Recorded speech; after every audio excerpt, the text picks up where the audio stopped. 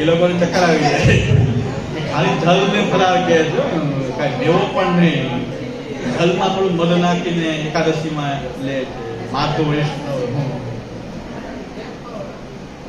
દક્ષિણમાં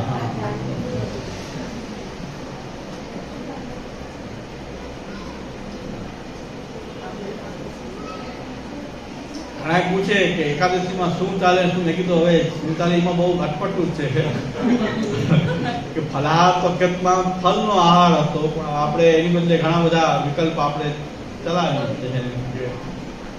હાથનો વિકલ્પના સાંભો ચલાવે છે, લોટનામાં રાજગૃહો એવું આપણે કરતા હોય. અન્ન ગ્રહણ નથી કરતા આપણે, બરાબર વ્રત તો નથી કરતા, પણ અન્ન ગ્રહણ ન કરવું એ પણ સારી વાત છે. એક વ્રતનો પ્રકાર છે. અન્ન ન લેવું એ પણ એક વ્રતનો પ્રકાર છે. કંઈક ત્યાગ કરવો એ કંઈક વ્રત તો છે. એટલે આ વિષયતા માયાજન્યા છે કે ધર્મી આચ્છાદિકા, ધર્મી અન્યથા પ્રતિતિ હેતુભૂતા. ધર્મીના સંદર્ભમાં પણ બે હોઈ શકે કે છીપની બદલે ચાંદી જેવું દેખાવું, અન્યથા પ્રતિતિ થવી, ધર્મી અન્યથા પ્રતિતિ હેતુભૂતા.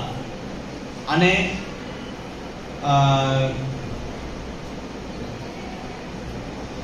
ધર્મી આચ્છાદિકા અને ધર્મ આચ્છાદિકા એમ બે ભેદ થશે.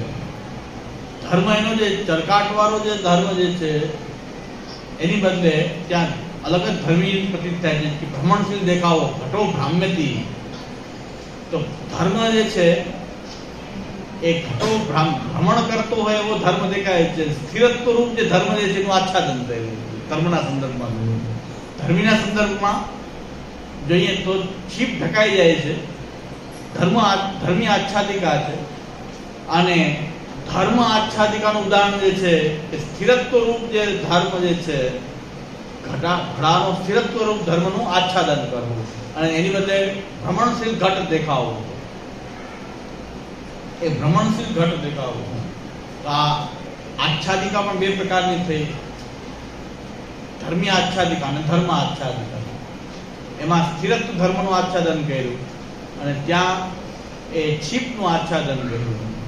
હવે અન્યથા પ્રતીતિમાં પ્રવૃત્તિ થશે કે ધર્મી અન્યથા પ્રતીતિ, એટલે છીપની બદલે ચાંદી દેખાવી, ધર્મી અન્યથા પ્રતીતિ થઈ ગઈ. અને ધર્મ અન્યથા પ્રતીતિ એટલે કે ભ્રમણશીલ દેખાવો.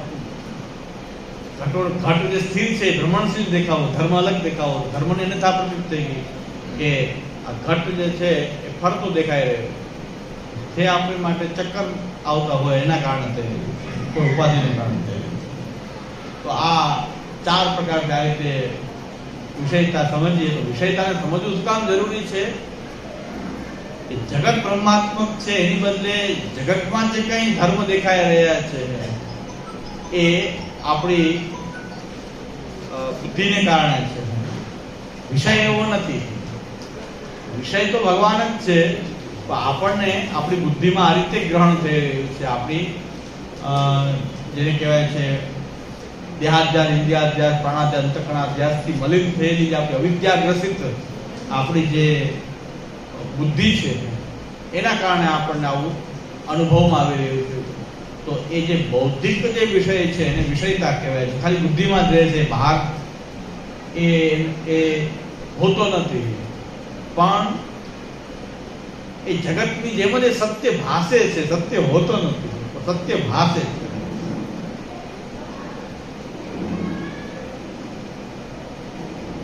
શ્રીનાથજીના વિષયમાં પણ એક મારું પ્રવચન હતું, એની નીચે એક કોમેન્ટ મેં કાલે વાંચી કે શ્રીનાથજી જો તમે સર્વસ્વ માનો તો મેં કીધું શ્રીનાથજી તમે સર્વસ્વ માનીએ છીએ, અમારા પ્રભુ છે શ્રીનાથજી. તો એક યુટ્યુબમાં કોમેન્ટ લખી છે કોઈ, એનો જવાબ આપવો જરૂરી છે. એ આ વિષયતાનો સવાલ છે કે આપે એક બાજુ પ્રવચનમાં એમ કહો છો કે જ્યાં મહાપ્રભુજીના સિદ્ધાંત જળવાતો નથી, પછી મહાપ્રભુજીના નિધિ હોય કે એ બધા હોય ત્યાં પોતાનું એ સ્વરૂપ જે છે પૂર્ણ પુરુષોત્તમનું, પુષ્ટિ પુરુષોત્તમનું તિરોહિત થઈ જાય છે અને કંઈક આસુરોને મોહિત કરનાર ભગવાનનું કંઈક આસુરી રૂપ ત્યાં વિરાજતું હોય છે.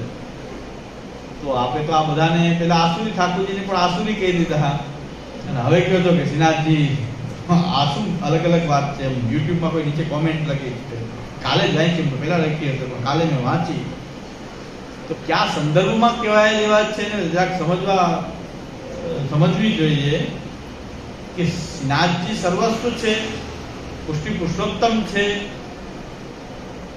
બીજા સ્વરૂપો પણ જે બિરાજે છે એ બધા પુષ્ટિ પુરુષોત્તમ છે, સાક્ષાત ભગવાન છે.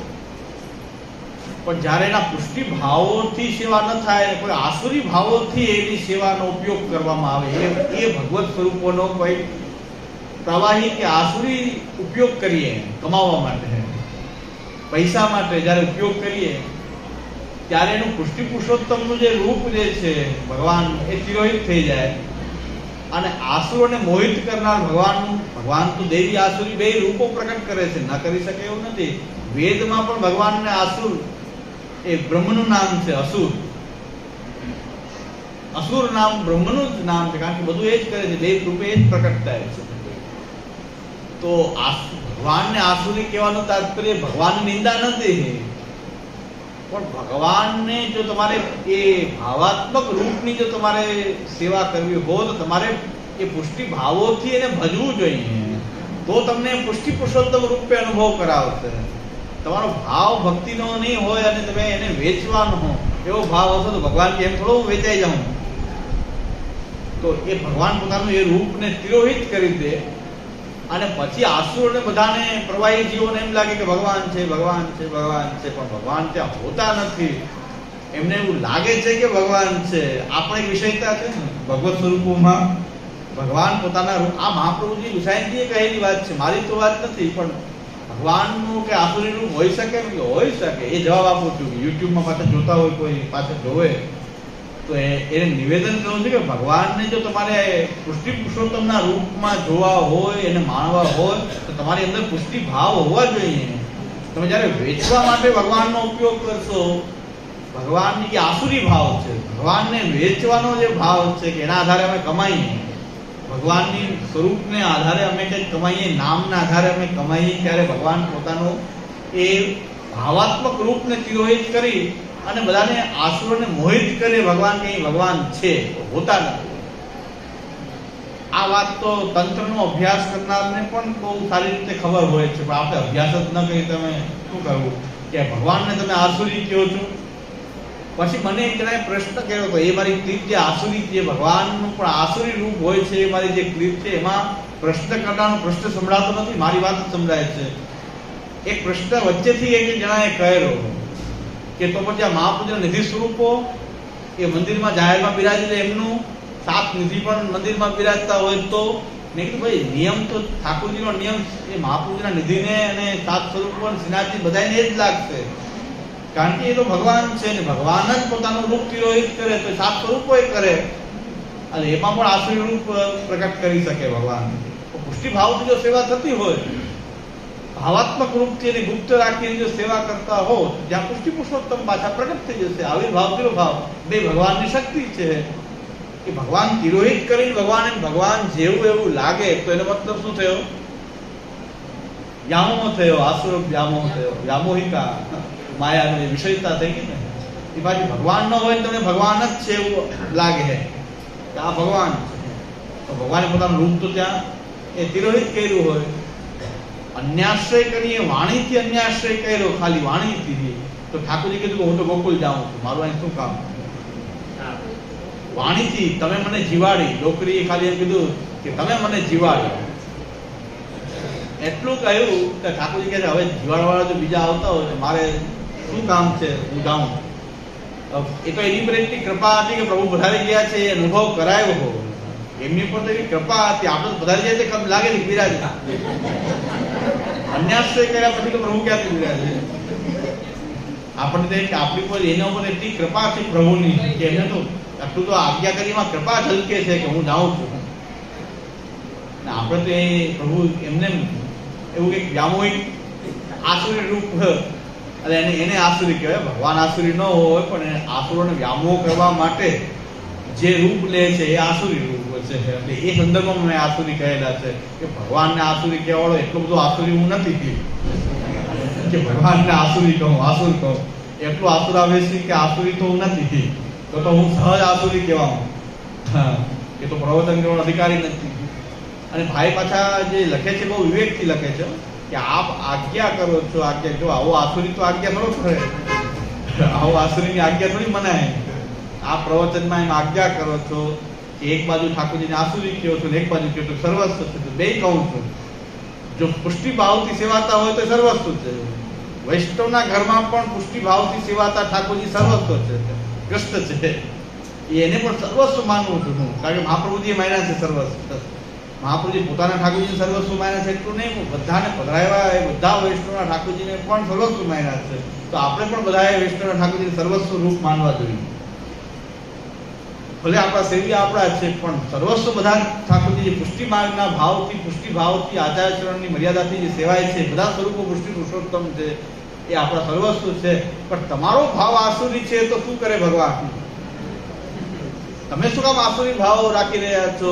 તો ભગવાનને આસુરી રૂપ પ્રકટ કરવું પડે, એમાં આપણો ફોલ્ટ છે, ભગવાનનો નહીં. ભગવાનના તો બે રૂપ એના છે, આસુરી રૂપ એનું છે, દૈવી રૂપ એનું છે. તમારે શું જોઈએ છે? દૈવી રૂપ સેવું છે કે આસુરી રૂપ સેવું? ભગવાન કહે હું તો બધું સપ્લાય કરી શકું, હું તો આસુરી રૂપ ધારણ કરી શકું. એટલે બે વાત હું કહું છું કે જો પુષ્ટિ પુરુષોત્તમના રૂપનો આનંદ લેવો છે તો ભક્તિ ભાવ તમારો પુષ્ટિ ભાવ હોવો જોઈએ. તો પછી તમારી અંદર આવો આસુરી ભાવ ન હોવા જોઈએ કે ભગવાન નામે મને કોઈ પ્રતિષ્ઠા આપે, ભગવાન નામે મને કોઈ પૈસા આપે, મારી સંપત્તિ આદિ ઉત્પન્ન થાય, એવા આસુરી ભાવ પણ આપણી અંદર ન હોવા જોઈએ. જો આસુરી ભાવ હશે તો ભગવાન કે એ યથા મામ પ્રપદ્યન્તે તાંસ તથૈવ ભજામ્યહમ. તમારા આસુરી ભાવ તમારામાં આવ્યો તો મારું રૂપ પણ મૂળ રૂપ તિરોહિત કરીને ત્યાં એવું ભ્રમ ઉત્પન્ન કરું છું કે હું છું, કૃષ્ણ હોતા નથી. આ બારીકાઈથી સમજીએ તો મારી આ બે વાત સમજાશે. કે પહેલાના પ્રવચનમાં મેં કીધું ભાઈ સાત સ્વરૂપ હોય કે મહાપ્રભુજી નિધિ હોય, નિયમ તો આ જ છે. તેમાં તમે મહાપ્રભુજી નિધિ ક્યારેય પણ પોતાનું સ્વરૂપ તિરોહિત નહીં કરે એવું હું કેમ કહી શકું? અને ભાઈ વચ્ચેથી પ્રશ્ન કર્યો તો એમાં મેં સાત સ્વરૂપનો કીધું તો કાંઈ સાત સ્વરૂપ વાળા બાળકો ઉકળી ગયા બધા. અમારા ઠાકોરજીને આસુરી કયો હતું? આ તો આ કેટલો દુષ્ટ વ્યક્તિ છે, આના પ્રવચન કેમ સાંભળી શકાય? આ દુષ્ટ માણસ એમ કહે છે કે સાત સ્વરૂપ આસુરી છે. તમે વેચો એ આસુરી નહીં ને, હું ખાલી રોકવાનું કહું તો આસુરી. તમે તો વેચી રહ્યા છો ઠાકોરજીને, ઠાકોરજી નામે કમાઈ રહ્યા છો તો તમે બધા ભક્ત, અને હું ભગવાનને એમાંથી બચાવવાનું કહું છું, બચવાનું કહું છું બધા, તો આસુરી. કાંઈ વાંધો નહીં, એવા આસુરી થવામાં કઈ વાંધો નથી. આપણે એ પ્રકારના આસુરી થવામાં શું વાંધો છે? આ થોડુંક સમજીને કોઈ આ વ્યામોહ થતો હોય તો દૂર થાય.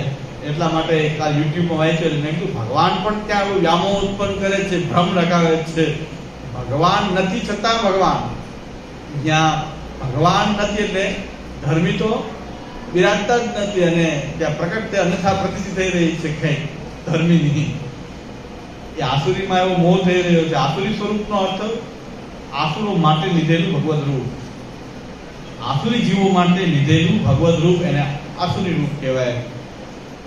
તો ભગવાનને આસુરી કહેવાય, ગાળ દેવાના અર્થમાં આસુરી નથી કીધું, પણ ભગવાનની સ્તુતિના અર્થમાં કહું છું કે ભગવાનના તો ભાવાત્મક પ્રભુ તો ભાવથી જ સેવાય છે, ભાવથી જ બિરાજે છે. ભાવ કલુષિત થયો અને ખંડિત થયો તો પછી ભગવદ રૂપ પણ ત્યાં પોતાનો પુરુષોત્તમતા તિરોહિત કરી દે. આ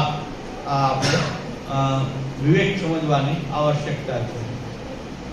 અને મને તો કઈ વાંધો નથી કોઈ ગાળ દે કે આસુરી કહે કે સંગ ન કરો તો બહુ રાજી છું, કોઈ સંગ ન કરે એમાંય રાજી છું. આસુરી કહે તો બધા દૂર રહેવું, સાચી વાત છે, એમાંય આપણે રાજી છીએ, એટલે આપણને કોઈ વાંધો નથી. પણ છતાં આને કારણે કોઈ સૈદ્ધાંતિક ગેરસમજ ન થાય એટલા માટે આ સ્પષ્ટતા કરું છું. શ્રીનાથજીને મેં સર્વસ્વ માનું છું, શ્રીનાથજીનું નિરંતર સ્મરણ કરું છું. શ્રી ગોવર્ધનનાથ પાદ યુગલમમાં બધા જ સપ્ત સ્વરૂપો આદિનું પણ સ્મરણ કરું છું. એ સ્મરણ કરીએ છીએ, પણ જ્યાં એ સ્વરૂપોની સેવા પણ પુષ્ટિ ભાવથી નથી થતી, તો ત્યાં હું માનું છું કે પ્રભુએ પોતાનું પુષ્ટિ પુરુષોત્તમ રૂપ ત્યાં પ્રકટ કર્યું નથી. આસુરો વ્યામોહ કરવા માટે કોઈ આસુરી રૂપ ત્યાં પ્રકટ કરી રહ્યું છે. તો આપણે તો દેવી રૂપની સેવા કરીએ, આસુરી રૂપની શા માટે? એટલે આ સેવા કે દર્શનાર્થ જતો નથી, પણ સ્મરણ કરું છું. શ્રી મહાપ્રભુજીના ઘરમાં બધા ઠાકોરજી બિરાજ્યા, શ્રીનાથજીથી લઈને બધા ભગવત સ્વરૂપો એનું રોજ સ્મરણ કરીએ છીએ. ઉઠતા વેત જ ગોવર્ધનનાથ પાદ વલમ હૈયમ કવિત પ્રિયમ નિત્યમ શ્રી મધુરાધિપમ સુખકરમ જીવિતલેશમ પુરા સ્મરણ કરી અને સાથે સાથ સ્વરૂપ આજે એવી રીતે બિરાજે છે એમ પણ મારું તાત્પર્ય નથી. બિરાજતા હોય તો કહું છું, જો નથી બિરાજતા તો ઉકળવાની શું જરૂર છે? જો તમે દૈવી ભાવથી સેવા કરી રહ્યા છો તો પછી તમને ઉકળાટ કેમ આવી જાય છે? કારણ કે હું તો એમ કહું છું કે જો હોય તો એવી રીતે કરતા હો તો, નહીં તો નહીં. તો તમે ઉકળાટ શું કામ એટલો બધો અનુભવો છો?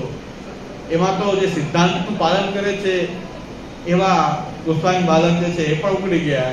ખરેખર આ તો મર્યાદાની બહાર બોલે છે. એ પણ એક ઉકળી ગયા. આપણે શું કરવાનું છે? આપણે સિદ્ધાંતનું પાલન કરીને સેવા કરો છો, આપણા માટે ક્યાં લાગુ પડે છે આ વાત? તો આપણી માટે તો આ છે ને, આપણું સિદ્ધાંત પાલન હું માનું છું કે આપ કરો છો તો આપના ઠાકોરજીને તો કોઈ સવાલ જ નથી. એ સપ્ત સ્વરૂપમાંથી એક છે. તો ભાઈ આપ તો પુષ્ટિ ભાવથી સિદ્ધાંતથી સેવા કરી રહ્યા છો તો આપણે માટે લાગુ નથી પડતી આ વાત. જે વેચી રહ્યા છે એવા આસુરી લોકો કે જે ભગવાનને વેચી રહ્યા છે એ તો ત્યાં ભગવાનનું રૂપ પણ એ રૂપ નથી. અને વેદમાં કહી દો, હજી આ લોકો એમ કહેતા હો કે વેદમાં પણ બ્રહ્મને અસુર કહ્યો છે. ઉપરાંત વેદની અંદર એમ કીધું છે કે પરમાત્મા, મારો પરમાત્મા શુદ્ધ થાવ. વિરજા હોમ, વિરજા હોમ ની અંદર ના મંત્રમાં કીધું છે પરમાત્મા મે શુદ્ધંતામ. પેલા આત્મા મે શુદ્ધંતામ, પરમાત્મા મે શુદ્ધંતામ. વિરજા હોમમાં મારો પરમાત્મા શુદ્ધ થાવ. પરમાત્માને શુદ્ધ કરવાનો હોય, પરમાત્માને ઠાકોર કલાવી કીધું. વેદ પણ કહે છે કે અશુદ્ધ હોય તો શુદ્ધ કરવાનું ને. વેદને જુઓ તો વેદમાં વાત આવેલી છે વિરજા હોમના મંત્રોમાં. તો આ વિરજા હોમના મંત્રમાં પરમાત્મા મે શુદ્ધંતા, તો પરમાત્મા મારો શુદ્ધ થાવ. તો પરમાત્મા શુદ્ધ હોય, પરમાત્મા શુદ્ધ હોય તો જ શુદ્ધ કરવો પડે. તો અશુદ્ધ હોવાનું તાત્પર્ય એટલે શું? શ્રી મહાપ્રભુજી એમ આજ્ઞા કરે છે કે સંસારમાં જે જતો હોય અંતર્યામી જે છે એ આ સૃષ્ટિને લીલા માટે અંતર્યામી રૂપ ભગવાન લે છે. તો ફોર્સ આપે છે જીવાત્માને, જીવાત્માને ફોર્સ આપી રહ્યો છે. અને એ ફોર્સને કારણે આપણે સંસારમાં દસડાતા રહે. એને કહેવાય છે કે પરમાત્મા જ્યારે સંસાર તરફ લઈ જતો હોય ત્યારે અશુદ્ધ છે. આશી મહાપ્રભુની સુબોધનીમાં સ્પષ્ટતા સમજાવી. હવે આ તકલીફ એ છે કે મારાથી બોલાઈ જાય છે પણ સામેનાને કઈ ન સુબોધની જોયું હોય, ના વેદ જોયો હોય, એટલે તો એને તકલીફ થઈ જાય કે આ આસુરી છે. આસુરી નથી, એટલું તો મને વિશ્વાસ છે કે હું આસુરી તો નથી, દૈવી છું. કારણ કે વેદ અશુદ્ધ કહે છે પરમાત્માને, વેદ પણ કહે છે. તો એટલા માટે કહે છે કે જો સંસારની પ્રેરણા આપે ત્યાં સુધી પરમાત્મા જે છે અશુદ્ધ છે. અને જ્યારે એ ભક્તિની પ્રેરણા આપે, આપણે જ્યારે ભક્તિ કરશું તો અંતર્યામીની શુદ્ધિ થશે. આપણો અંતર્યામી શુદ્ધ થઈને આપણને સંસારની પ્રેરણા નહીં આપે, પછી ભક્તિની જ પ્રેરણા આપશે. જ્યારે ભક્તિ તરફ જ આપણી વૃત્તિઓ જતી હોય તો સમજવું જોઈએ કે આપણો અંતર્યામીનો ફોર્સ હવે આપણનો એને ભક્તિ તરફ વળી રહ્યો છે. સંસારની બદલેથી ટર્ન લાગી ગયો છે. હવે તો પરમાત્મા હવે શુદ્ધ થઈ ગયો. એને વેદ કહે છે કે પરમાત્મા મેં શુદ્ધંતા. તો પરમાત્માને શુદ્ધ કરવાનું વેદમાં પણ લખ્યું છે. વેદ ન ભણ્યો કે વેદ જોયો ન હોય, મહાપુરીના ગ્રંથ જોયા ન હોય, સુબોધની જોયું ન હોય, મેં તો જોયું તો થોડું થોડું જોયું હોય, થોડું થોડું જોયું હોય તો મને ખબર છે. તો તમે સાવ ને જેનો મતલબ કે તમે એટલું પણ નથી જોયું હોય. મેં થોડું થોડું જોયું છે તો મને આ વાત બોલવાનું થયું હોય. તો જે લોકો ઉકળાટ કરી રહ્યા છે એટલું પણ જોયું નથી. અને પાછા ચેલેન્જ એમ આપી રહ્યા છે કે એમના ગુરુને કહો કે અમારી પાસે પેલા ભણે, આને ભણાવ. આ તો બુદ્ધિ વગરનો છે પણ એના ગુરુને અમારી પાસે ભણવાની જરૂર છે. તમને જો મને ખબર છે, અબુધ વ્યક્તિને એટલી ખબર નથી તો અમારા ગુરુને ક્યાં તમારી પાસે જરૂર છે કે ગુરુને મોકલો કે પેલા એ અમારી પાસે ભણે. એટલી તો ચેલેન્જ આપી રહ્યા છે. તો એને આ બધી ખબર નથી એટલે એમ કે આસુર કહે છે ભગવાનને, આસુર કહે છે, આસુરી કહે છે ભગવાન. વેદ પણ કહેતું હોય તો હું કેમ ના? વેદ એટલે ભગવાન, ભગવાન જ પોતાને કહે છે. હવે હું એમાં કોણ? પુરુષોત્તમ જ સાક્ષાત પુરુષોત્તમ કહે છે તો પછી હું પુરુષોત્તમ દોષિત થોડો થાવ? હા, સાક્ષાત જે પુરુષોત્તમ છે, અમે નકલી પુરુષોત્તમ, કારણ નામ માત્ર છે. પણ નામ માત્ર પણ ભગવાન તો વેદમાં તો ભગવાન જ કહી રહ્યા છે કે પરમાત્મા મારો શુદ્ધ થાવ,